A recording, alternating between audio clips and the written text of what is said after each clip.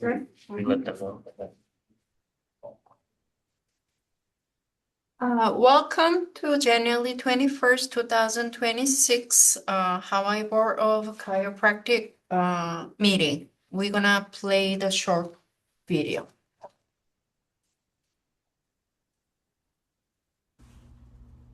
Welcome to the Professional and Vocational Licensing Virtual Board Meeting. When the meeting begins momentarily, the chair will take a roll call, explain any specific rules for this particular board, and then move to public comment. The name of the board member will appear on the bottom left-hand corner of your screen.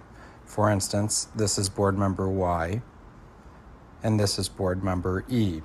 Public testimony will be accepted at the beginning of the meeting and before each agenda item. You can indicate that you are ready to testify by clicking on the Raise Hand button being circled by the mouse on your screen now. At the appropriate time, the board will recognize you to speak and ask you to unmute your mic as shown here. Again, public testimony will be accepted at the beginning of the meeting and before each agenda item. Public attendees will not be able to unmute their microphone until recognized by the board. Public attendees who are recognized to testify will be asked to identify themselves by name and their affiliated organization if applicable. Please mute your microphone when you are finished speaking as a courtesy to others and members of the board. Public attendees will not be able to unmute themselves after the testimony is completed unless recognized again after raising their hand. At some point during the meeting, the board may choose to move into executive session. When the board moves into executive session, the board members' microphones and video feeds will be turned off, and a similar screen as you see now will be displayed. When the board returns from executive session, their microphones will be turned on as well as their video cameras. Welcome again to the Professional and Vocational Licensing Virtual Board Meeting. At this time, the chair will call the meeting to order and take a roll call, as well as explain any additional rules that may be specific to this board.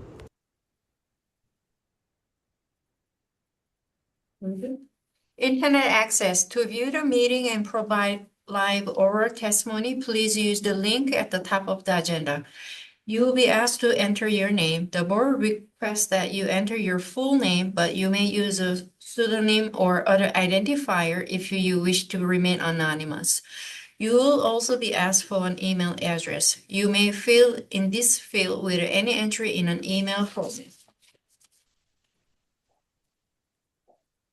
Your microphone will be automatically muted. When the chairperson asks for public testimony, you may click the raise hand button found on your Zoom screen to indicate that you wish to testify about that agenda item. The chairperson will individually enable each testifier to unmute their microphone. When recognized by the chairperson, please unmute your microphone before speaking and mute your microphone after you finish speaking. Phone access. If you cannot get internet access, you may get audio-only access by calling the Zoom phone number listed at the top on the agenda. Upon dialing the number, you will be prompted to enter the meeting ID, which is also listed at the top of the agenda. After entering the meeting ID, you will be asked to either enter your panelist number or wait to be admitted into the meeting. You will not have a panelist number, so please wait until you are admitted into the meeting. When the chairperson asks for public testimony, you may indicate you want to testify by entering and then 9 on the phone's keypad. And after entering entry and then 9, a voice prompt will let you know that the host of the meeting has been notified. When recognized by the chairperson, and you may unmute yourself by pressing *P, right? And then star, and then 6 on your phone. A voice prompt will let you know that you're unmuted. Once you're finished speaking, please enter star and then 6 again to mute yourself. For both the internet and phone access when testifying, you will be asked to identify yourself and the organization, if any, that you represent. Each testifier will be limited to 5 minutes of testimony per agenda item. If a connection to the meeting is lost for more than 30 minutes, the meeting will be continued on a specified date and time. This information will be provided on the board's website. And instruction to attend State of Hawaii virtual board meeting may be found online.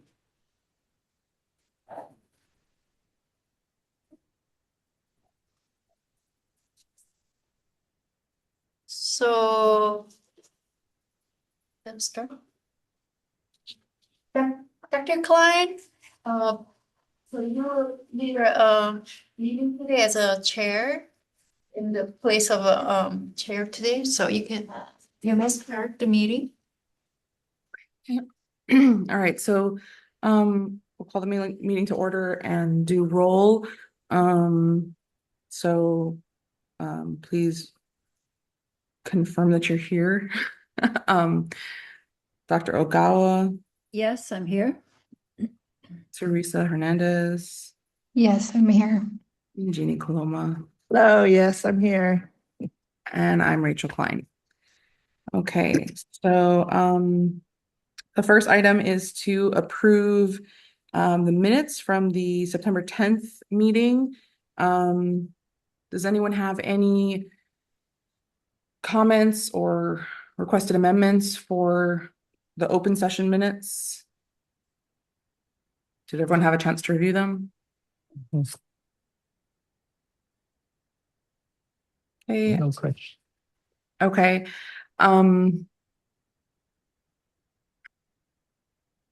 Would anyone like to make a motion to approve them? Motion to approve? Thank you. And a second. I'll second that. Okay, so motion by Jeannie and seconded by Dr. Ogawa. All in favor, please say aye. Aye. Aye. Aye. Thank you. Aye. So it's unanimous.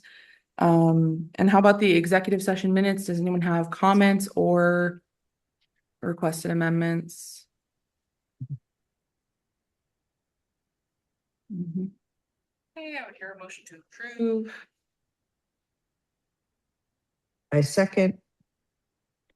Okay, so I made the motion and Jeannie seconded. All in favor, please say aye. Aye. Aye. Aye. And aye. So that's again unanimous. So both sets of minutes are approved from the September 10th meeting. We have some applications for licensure to ratify. Do I have to read the list of names? I think you can just state the names listed in the agenda under item 3A. Great. So regarding the group of names listed under 3A on the agenda, is there a motion to approve these licenses? I can motion to approve. And I'll second that. Great, thank you. And so that motion was by Ms. Hernandez and seconded by Dr. Ogawa. All in favor, please say aye. Aye. Aye. Aye. Aye. Great. So that was again unanimous, no abstentions or nays. Okay, request number 4, request for removal of license conditions. Do we need to go into executive session for this? If there's going to be substantive discussion on this, because it may deal with personal information regarding to this person's license, it would be appropriate to go into executive session. So you guys can, if you guys have discussion on it, you can move it to executive session if you want. Does anyone feel we need to discuss this, or are you all already ready to vote on it? No, I think we should discuss it Okay, so briefly. we need a motion to go into executive session. Yeah, you can move and then vote on going into executive sessions. Okay, so I make a motion that we go into executive session. Have a second? I second. Thank you. And then just briefly, just so we can explain to anyone possibly attending the meeting, I'll just say that the basis is to discuss item 4, and that's justified under HRS 92-5A1.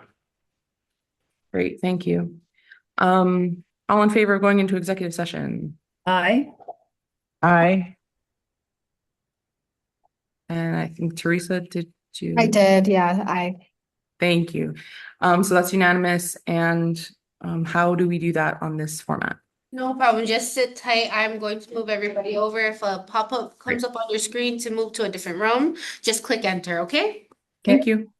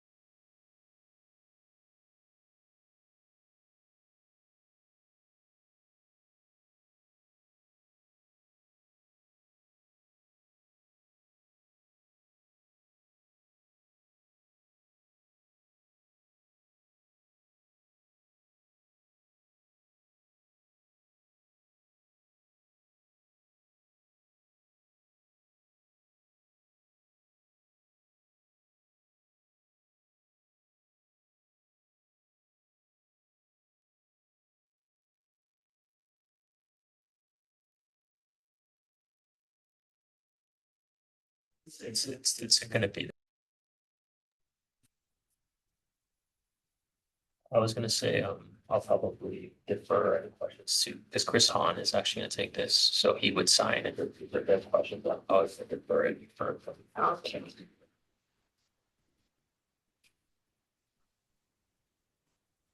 We are in the open session.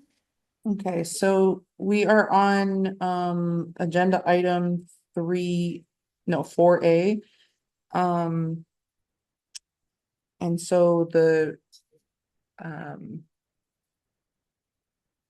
I guess I'll make a motion to approve the removal of license conditions for this licensee. Um, does anybody want to second that? I can second that. Thank you, Teresa. All in favor? Please say Aye. Aye. Aye. Okay, aye, so it's unanimous. Going on to CE courses. So we have a long index of CE courses attached to the agenda. Do I need to read those or can I just reference that? I think you can just reference that, the list in the Wonderful. agenda. I love this new style. Okay, so taking a look at these.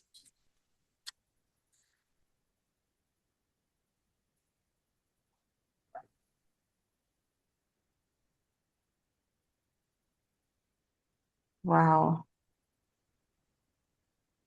There's an awful lot of them because we've had so few meetings.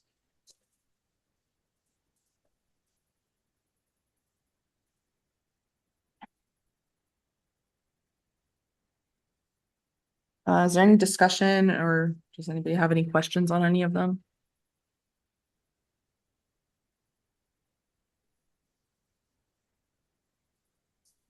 Okay, so I would entertain a motion to approve these CE courses for credits. Anybody want to make that motion?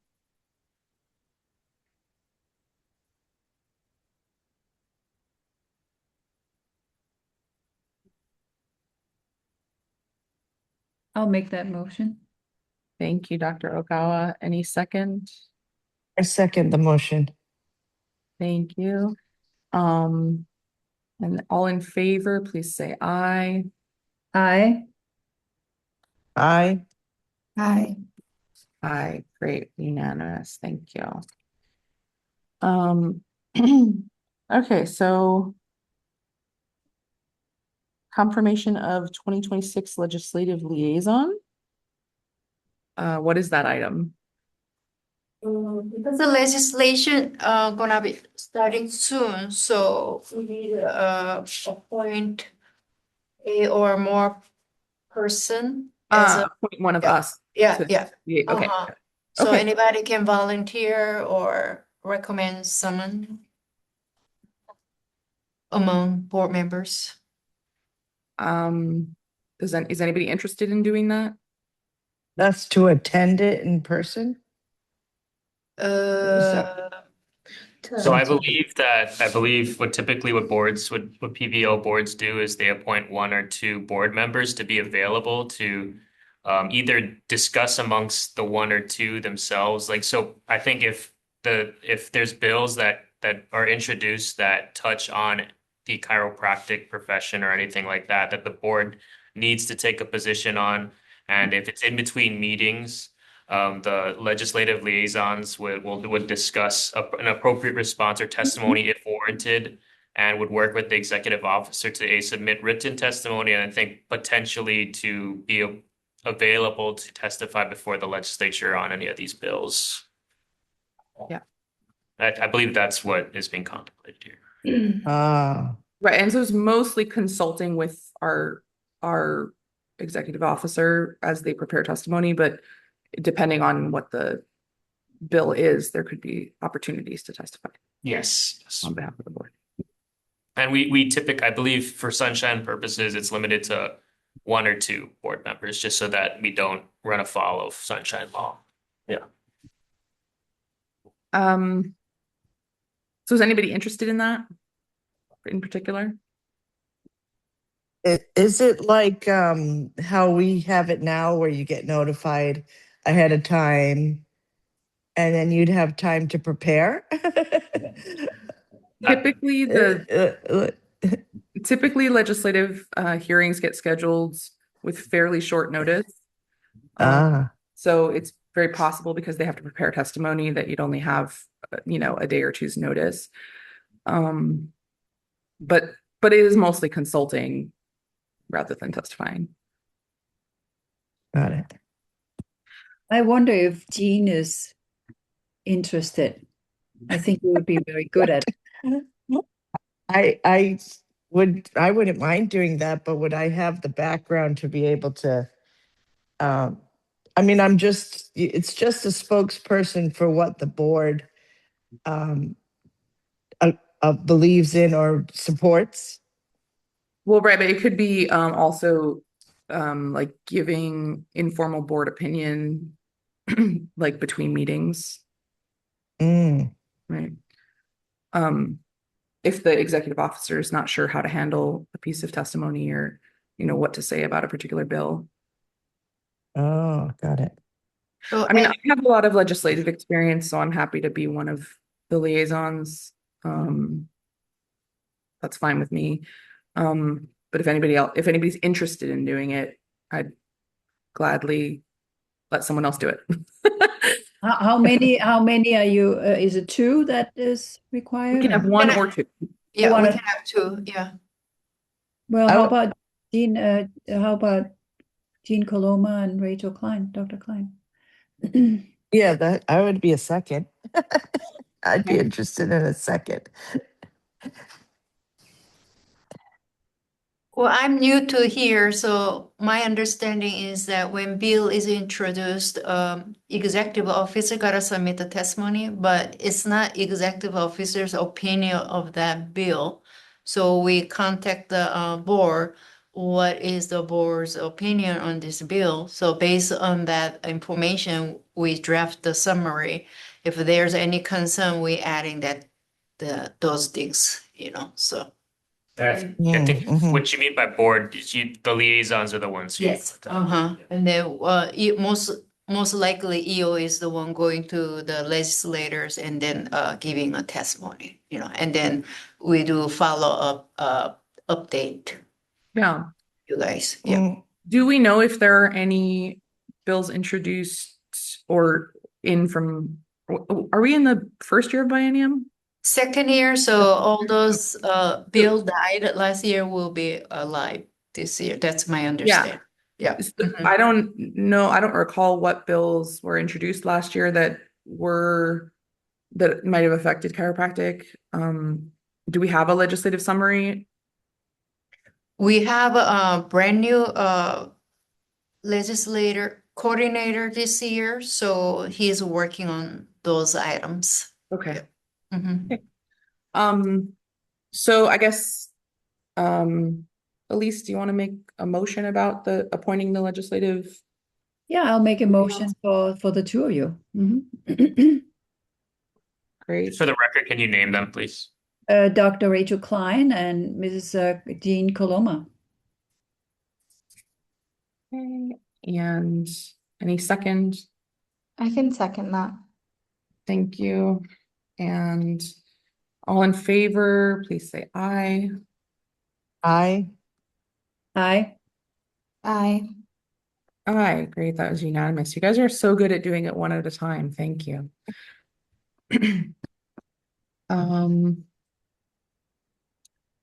Okay, and so the next item on the agenda is the Hawaii Administrative Rules update that we've been working on. And so I put a bookmark in the mail packet. So this is where we stopped, and then the highlight one was the based on Dr. Klein's revision, and then Zach Andrew edited. So that's where we stopped the last time. I didn't receive the packet in the mail yet, Oh, so I don't know where that is. Oh, I'm looking at everything on the email really? was sent because I didn't get the packet. But did you get by email? Yeah, I'm looking at it by email, but I don't know where it was that we stopped. Could you tell her what page? 76-25. Oh, I'm blind. It's very small.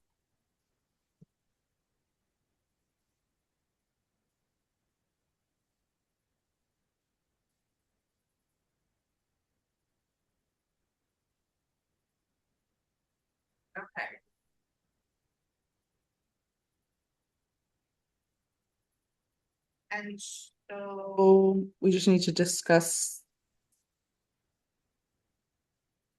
the verbiage here.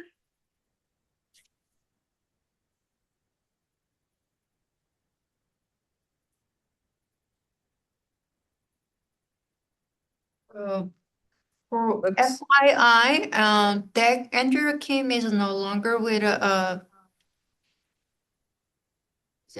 DCCA, yeah. So he's no longer deck for this board. And then we have Christopher Han as a new deck, but he's not available. So Jordan Ching is here for today. Yeah.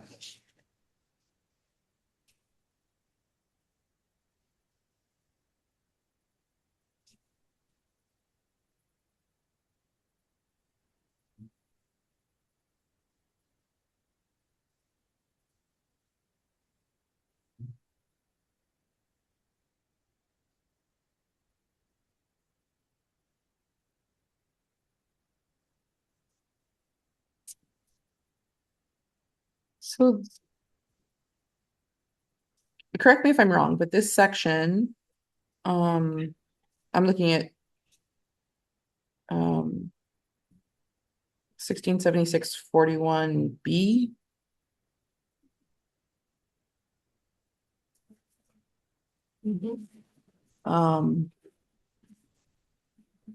This is about the sponsor, the submissions that go to the board for approval from a program sponsor, right? Like the ones that we just approved. Is that correct?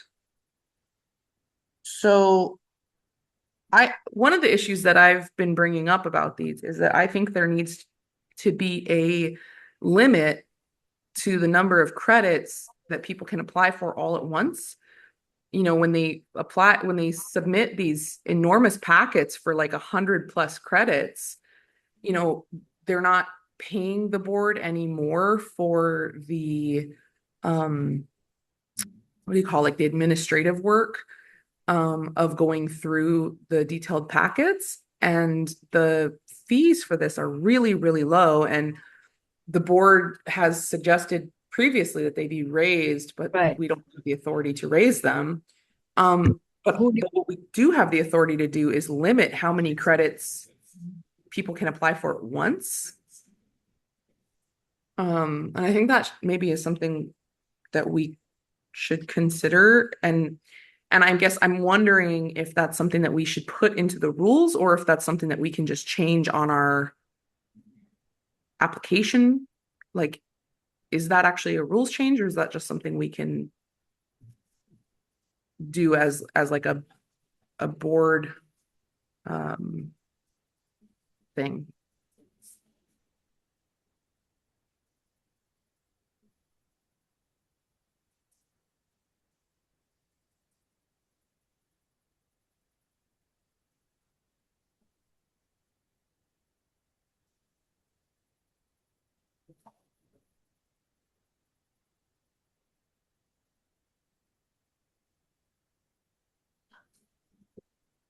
And Thank you. We don't know. I think when we process, it's good to have something in the rule so we can provide to those sponsors. They can always argue back with us, you know, you guys don't require. Right. Uh-huh. But my question is whether it needs to be a rule change, or whether that's like something the board can, you know, I forget what they're called, but we can make I don't think that various needs to be, guidelines, I don't right? think that needs to be a rule. I think that's something we can just decide, but I would think so, but I want to make sure, because changing the rules has been so difficult. I mean, I we've been know. working on this rules change for I know. over 6 years, and I know. so if it needs to be in there, I want to make sure it gets in there. You know what I mean? And we have also talked in the past about raising the fees, and who has the authority to do that? And I know that in other states, the fees are a lot higher. It's very, very low in Hawaii.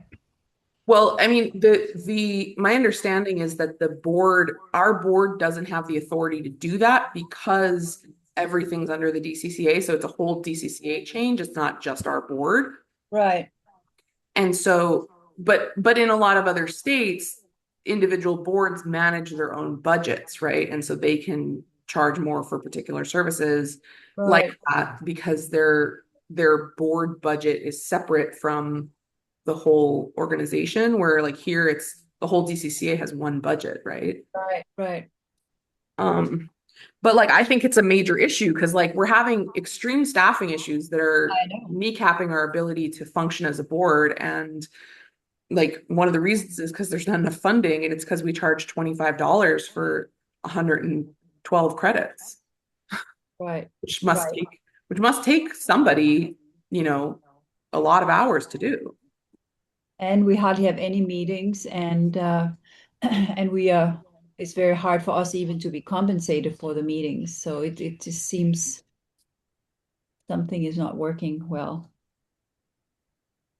I totally agree. I don't think that's something we can fix though as the board members, but I do think that the one way we can make an improvement in how much we're taking in for the administrative time is putting a credit cap on the credits. That makes perfect sense. So what would you suggest, Rachel?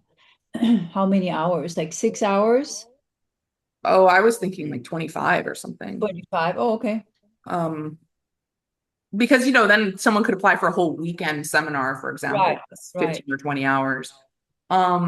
It's just because to me it's these big conferences that are, like the Florida Right. conference, it's like 130 hours, Right, but isn't a normal seminar usually 12 hours? It depends, right? Because it could be like a 3 or 4 day thing, Okay.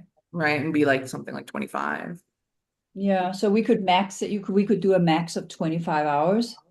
That's what I was thinking, like per application. Mm-hmm.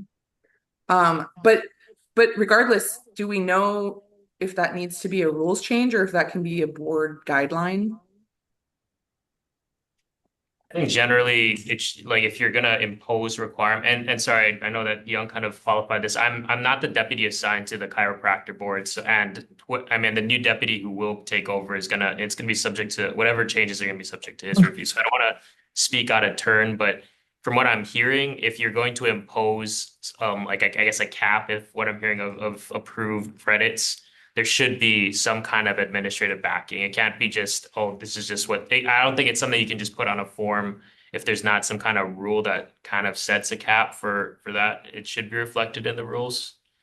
Well, but not necessarily a cap like they can't have more credits, just a cap per application. Right. That's why I'm thinking it could be on just like a guideline. So again, I think that sorry, can you explain to me in more specific, because I'm not very familiar with the chiropractic rules and the CE. So from what I'm perusing is that I think this amendment is speaking to, I guess, certain sponsors of CEs that aren't automatically approved, that people, I guess you're I guess contemplating a limit on the total amount of credit hours that one could get approval is that? Well, just in a single application, because what it is right now is they pay an application fee of like $25, and that's supposed to cover the administrative time for somebody to review the application, right? And there's absolutely no way that covers the time for an application that includes so many credits. Like it covers the time if the application includes a few credits. But if whoever's reviewing them has to sit there and go through, one credit at a time and make sure that the hours requirements are met for those credits and all that kind of stuff, and that the material is material that we do approve, I guess it just seems like they should have to submit multiple applications, or they should have to pay more to get that many credits approved, right? And the other things that we've done regarding those applications are guidelines. Like, for example, the fact that practice management is not an approved CE topic. Right. That it doesn't say that in the rules anywhere. That's just a guideline that the board made as far as like when we're approving these, we will not accept practice management as a topic. Does that make sense? Mm-hmm. So that's why I'm thinking that it could be a guideline, but if it is going to have to be a rule, I'd want to know. So maybe we can ask that you guys check with our assigned DAG and get back to us on that for his opinion. Yeah, no, I think that would be appropriate. Great. Yeah. Can the board request DCCA to raise that price? It's actually final decision is approved by the legislators, so it's not DCCA. Well, I'm not, and again, sorry, I don't want to speak out of turn. I'm looking at the rule. I guess the current language is an application fee is required by chapter 16-53. I think I don't have. I think that's an administrative rule. So, but I think either way, that's to the extent that it may be governed by rule. I don't know if it'll be a legislative act as opposed to but it would require the DCCA to address it, and there are general rules as opposed to, the chiropractic board can't dictate that. So. Right, it's not board specific. Like the price is the price across the board for all the different boards. So I'm not sure that our board requesting that they raise it will do anything. But I mean, it should be brought to the attention of whoever, submits general DCCA rules, like administrative packages, because I mean it's something that should get fixed because it will help you guys. Like it will fix. Well, the way I read it, because it says an application fee as required by chapter 16-53. So I'm just checking 16-53. 12, continuing education sponsor application and renewal fee $25. That's all it said. So I'm the way we just charge $25 per packet is just office practice has been this way. So if a board want to clarify this, I think we can change. We can do by 25. So because the rule and the our current rule doesn't say it's gotta be in a certain way. It just say renewal fee is $25. So it doesn't say about, there's one packet $25, or as Dr. Klein suggested, why don't we just make like a 25 credit for $25? Yeah. So I think Because the language is not clear. Well, I think maybe perhaps that's something that the sign DAG can look at. I can't. Sorry, I can't speak on that right now. So I can consult with the DAC and then review these languages. So whether we need a rule change or some other steps. Yeah. Yeah, and you might want to check with other states too. I looked into this years ago, and I can't remember now the fees, but they were a lot higher. I think it was like $100, but it has been a while, so I don't remember exactly. So you might want to check with other boards. Other states. Right, but as our board, we can't do anything other than request that they, request that you guys point this extremely low fee out to whoever is in charge at DCCA of the general rules, so that they could maybe consider requesting a change. But if we can figure out what the process would be for us to put a cap on the number of credits per packet, then we could circumvent it a little bit that way and get a little bit more money coming in that way. Right. Actually cover the work that's being done. So then we have C, right? Which is totally different.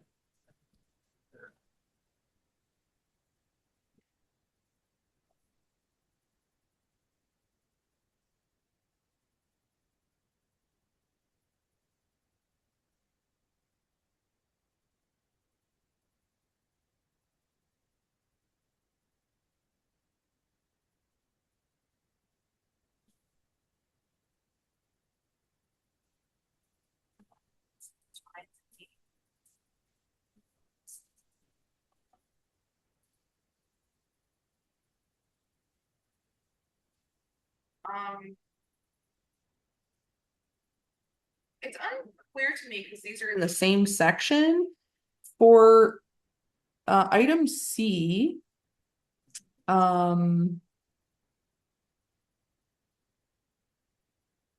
previously, when the board, because this is something the board has been doing and approving for decades, but we just wasn't outlined in the rules in the same way, but it has always been free to the individual.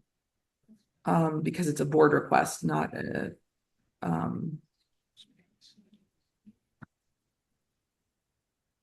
not a, like the difference, right, is the program sponsor, when they apply for their course to be covered, to be considered continuing education, then they're paying a fee to pay for the administrative work because they are going to make more money off the course being like approved, right? So more people are going to register for their course because it's approved. So they're paying this fee to make their course approved for all these people so that more people will register for them, right? But the item C is an individual, like if an individual doctor goes to a course that's not approved and they want to get credit for it, they have been able to submit documentation to the board, and the board has approved that as a course that's accepted just for that one person. And so it's not like they're accepting the course across the board. They're saying, oh, this thing that you went to, we'll take it.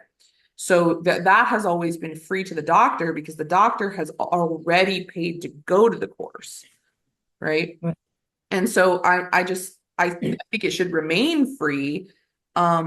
But I want to clarify, because these have now gotten like kind of put into the same section.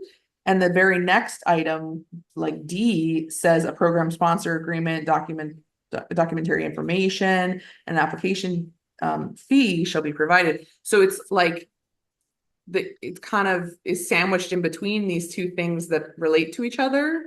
Does that make sense? Mm-hmm. And so I think it makes it unclear whether there's a fee for item C or not. And so Can you remove C and then move it to the end of that portion? I mean, maybe I think that maybe we could just insert in D, application fee if applicable.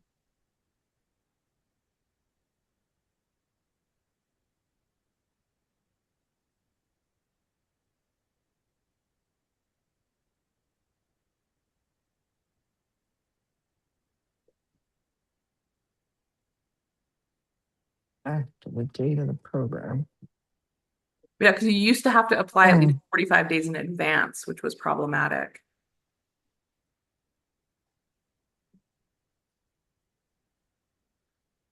Because sometimes you don't even know you're going to a seminar in advance. Like, there was one last weekend that I only found out about on Monday, and it was on Saturday. And so I couldn't have applied for it to be okay. Right. In advance, right? Right.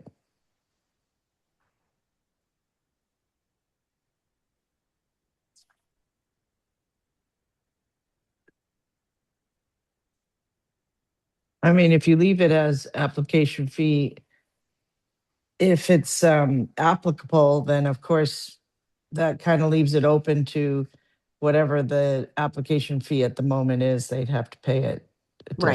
It doesn't. I mean, we could add to D or add to C that there's no.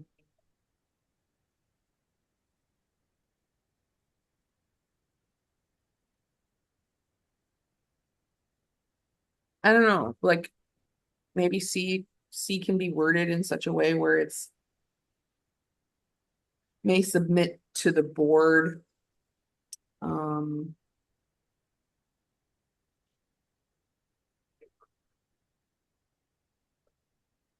Or maybe we could just insert in there's no fee for this request.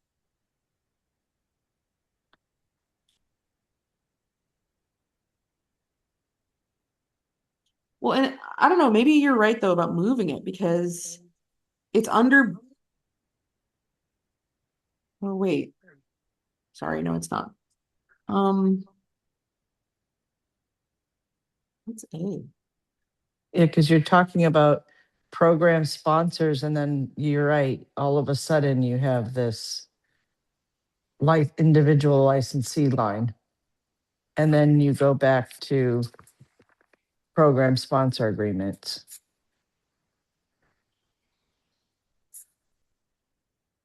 So can we move what is item C?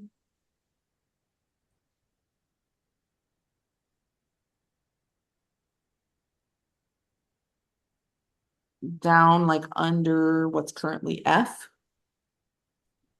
Can we just rearrange them to make it clearer? Yeah, I think that would be clear.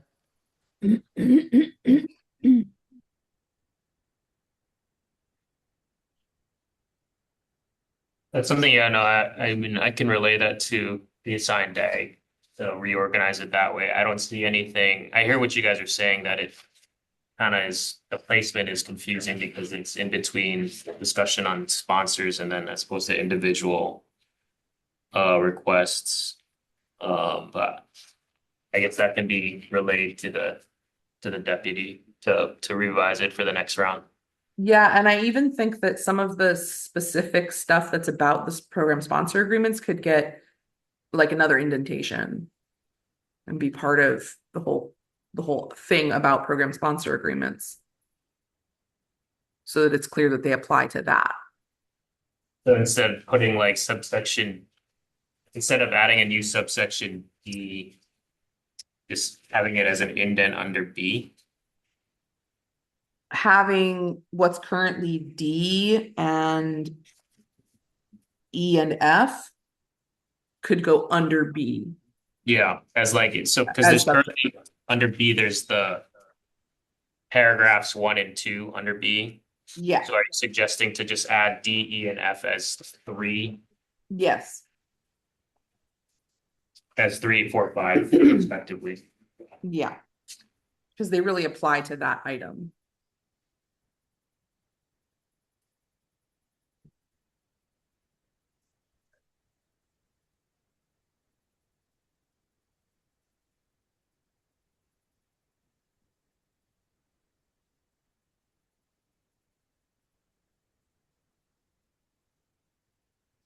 And then I still don't like that we took all this other stuff out that we put in, but you know, moving on.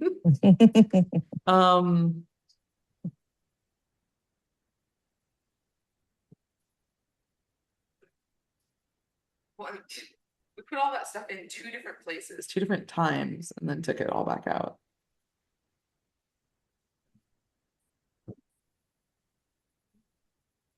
I actually, looking at the things that are put in and then crossed out, why are we going to accept Hawaii State Chiropractic Association, but not the American Association of Chiropractic?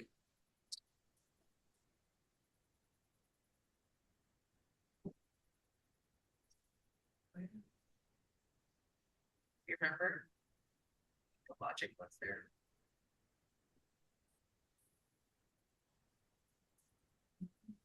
I don't, you can ask. If you Wh- Where are we? I think oh, I'm sorry. I thought we took out just that it was automatically approved, all those, and then Right. and then we just approved all the specific ones. So up at the top Mhm. of 167641, Mhm. subsection A is like the automatically approved stuff, Mm, and it has the Hawaii State Chiropractic Association. right. Mm.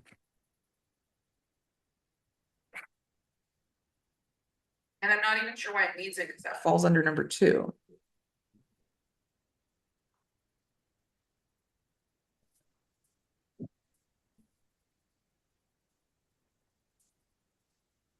Like it seems weird that we would accept the state association, but not the national association. Mm-hmm. And I think, and correct me if I'm wrong,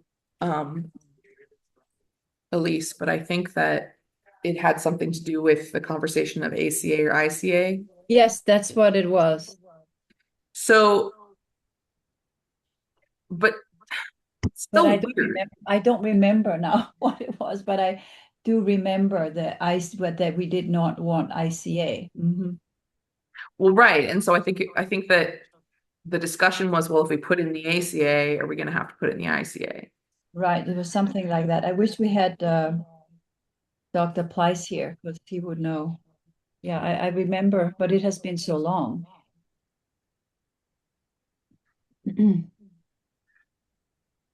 But if it's still a board choice, you're saying you might not be able to accept one without the other?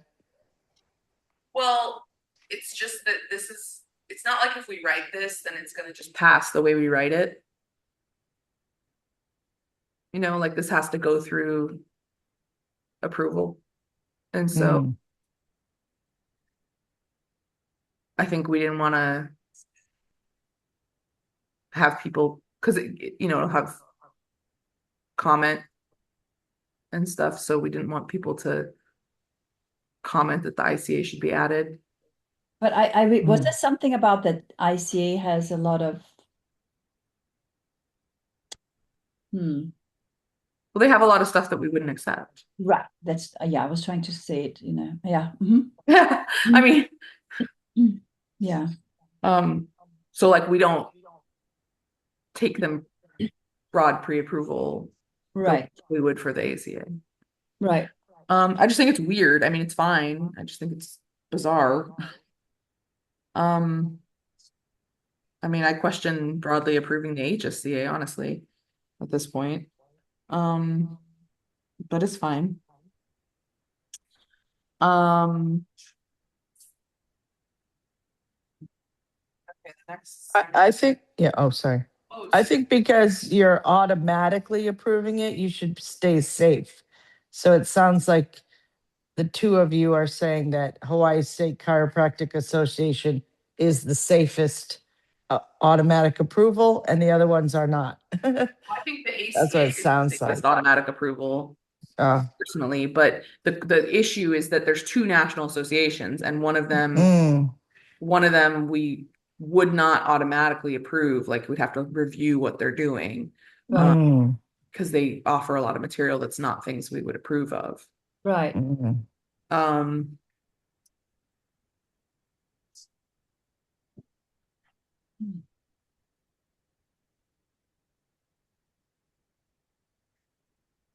But it sounds like until we get our new DAG and become acquainted with his opinions on some of this, we can't make decisions anyway.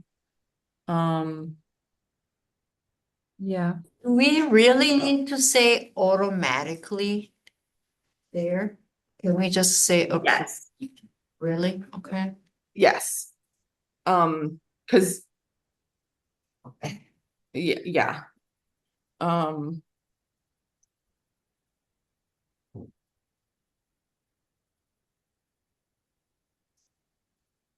But the board does maintain the authority with all of this to,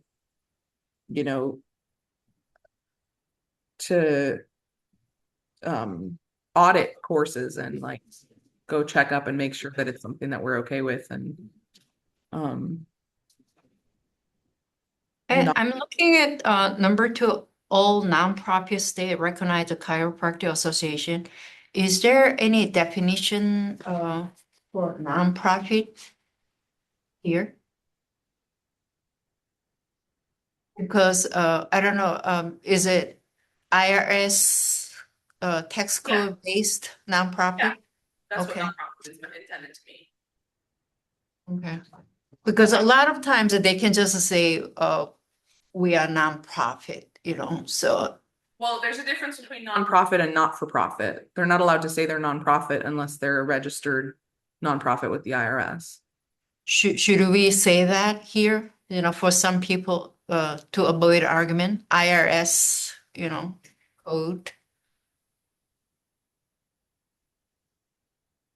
I'm not sure if that's necessary. I mean, that's how the rule read before too, and I don't know, unless that's been a problem that's been a problem with the board, then My background is assessment, so when nonprofit try to get the tax exemption, I have to verify they are true nonprofit or not. So I think I traumatized from my previous work experience, you know.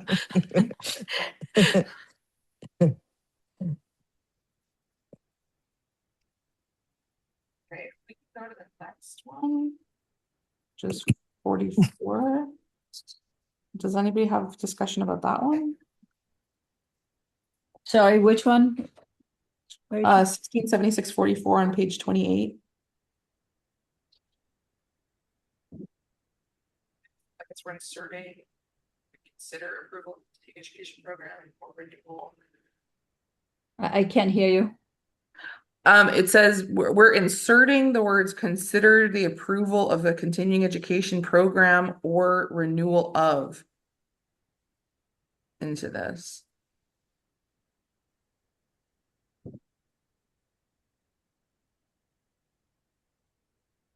Oh, yeah, it's just saying that we have the authority to make exceptions, right? Right. That's fine. We like that.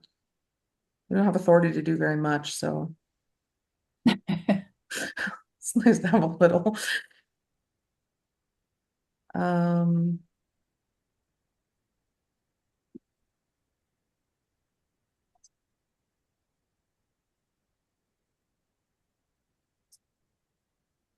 Number 45. Seems good to me.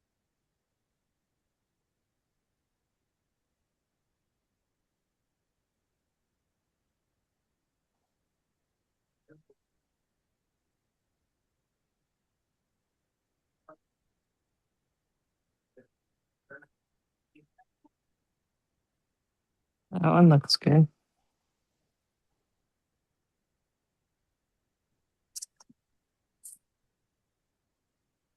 That's the end.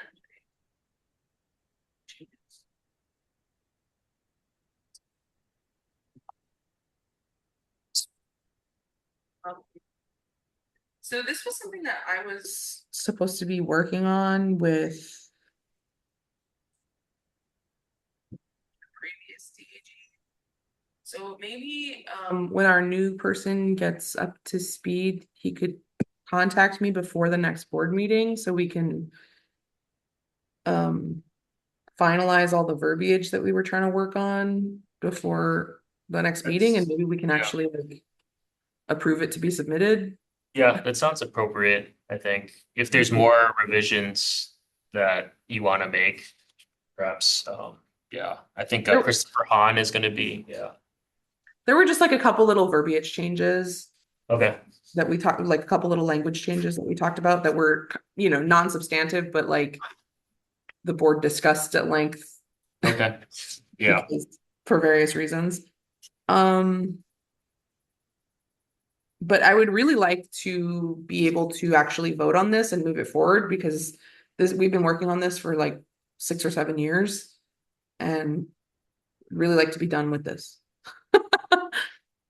No, yeah, understood. I mean, again, I think just I don't want to speak on this too much because it's ultimately not going to be me who's Totally. But if he and I can coordinate before the next board meeting, so that at the next meeting we can be prepared to like be done with it, that would be super great. Right, everybody? Yeah. So I think that's all for the discussion of the administrative rules, unless anybody has anything else. Okay. No. The next board meeting is scheduled for March 18th, and that is intended to be in person at this point, correct? Hopefully by then I have a work EO assigned to this, and then the administrators are working on the secretary step and the pick card to purchase. Yeah. So. And I know that we've, you know, I mean, I know that you guys are really short-staffed and that you guys are just trying to keep up. but if meetings are going to get changed in format, we need to know as soon as possible because, like, for example, me, like I have my entire day blocked out of not being able to see any patients because I'm supposed to be I taking see. the time to commute to Oahu and back, right? But because we're on Zoom this morning, I could have had a whole afternoon full of patients today Right. that I don't have because I didn't know that I wasn't going to be flying to Oahu, right? So, all of us, for various reasons, including you guys, like everybody's time is valuable. So if there's going to be a format change, if we could know as soon as possible, that would be very helpful for us. I think Understood. in the future, but I totally recognize that you guys are massively understaffed and doing the best you can. So I really appreciate your efforts there. And I hope that the issues get better very soon and that we have more than 2 meetings this year because last year we only had 2 meetings in a whole year because of the staffing issues. So I hope for everybody's sake they get better. Yeah. And I'm curious, is this all the boards that have such few meetings, or is it primarily the chiropractic boards? It's all about the same. And then some board, we don't even have enough quorum, so some boards not even going on, so Wow.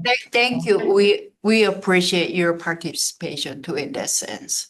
At least Yeah. this board is still going, Yeah. When different boards meet on different schedules. So like some of the boards, they're only supposed to have quarterly meetings. And so like if they miss a meeting, so. Yeah. So we are going back to what we were just talking about. We're waiting for the administration rules to make further decisions, right? We need our assigned DAG Right. before we can finalize it. But that's what I was saying is like, hopefully he and I can coordinate before Right. the meeting so that the draft we get at the next meeting is something that is something we can actually vote on and it can be completely approved and done. You know what I mean? Right. Right. I will check with the DAX availability. If necessary, I may change the board meeting date to, just to make sure we have a DAC attend the next meeting, If it is going to change, we would need to know as soon as possible because we all Sure. have to, I will. plan ahead for our schedules. And it would be great if we can do a hybrid meeting. So whoever wants to attend in person can do so, and whoever wants to be on virtual can do so.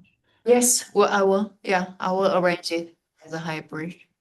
Great. Well, no, I mean, what she's saying is that we should be able to have a hybrid meeting where board members can attend in person if we want. Yeah, Yes. that's what we said. Yeah. That's how I understood this time. Oh, Yeah. okay, great. Because Mhm. in the past we were told that that's not allowed for some reason, which I don't Right. understand. Oh, Right. no, we can do it that way too. Good. Because we were told in the past that that was not possible. So I'm glad that it No. is possible. Once I mean- we have enough staff, yeah. Everything's different now. We were also in the past not allowed to use Zoom breakout rooms for executive session, and it had to be on Teams. Like, I don't know. Right. There's been so many little changes in the rules. So many Okay. changes. Were handled. Maybe they can go down the entire list of fees and increase all the fees. Maybe. People have Yeah. more money. But this way of going to the executive session was so much easier, much Yes. less pain-free. Yeah. I mean, Yes, thank you pain- guys. Mhm. All right, is there anything else today that we've missed or need to get back to? I think we covered everything on the agenda. Yeah. Just a quick question. If a board member wanna fly, how many days in advance you wanna be notified? So 1 week or 3 days or, to book to arrange your schedule? At least a week, if not more. Okay. Well, I mean, if we know the board meeting date in advance, Okay. like the issue is like I'm assuming I'm always coming in person because Okay. I prefer that. And so if it's going to be changed to a format where I'm not able to come in person, then that's that, like, I'd like to know about that change as soon as possible. Does that make sense? Mhm. Yes. But anytime there's a board meeting, I'm assuming that I'm going to be flying there in person unless I'm told otherwise. Okay. I will communicate better next time. Thank you so you. much for your hard work. We appreciate it. Thank you. See you Thank in you. March. Thank you. Bye-bye. Thank you. Bye. The meeting. Oh, John announced us.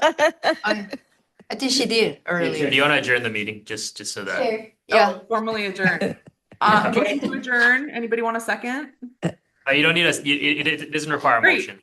We're great. We're adjourning. Didn't say the word adjourn. Thank you. Adjourn. Thank you. Bye.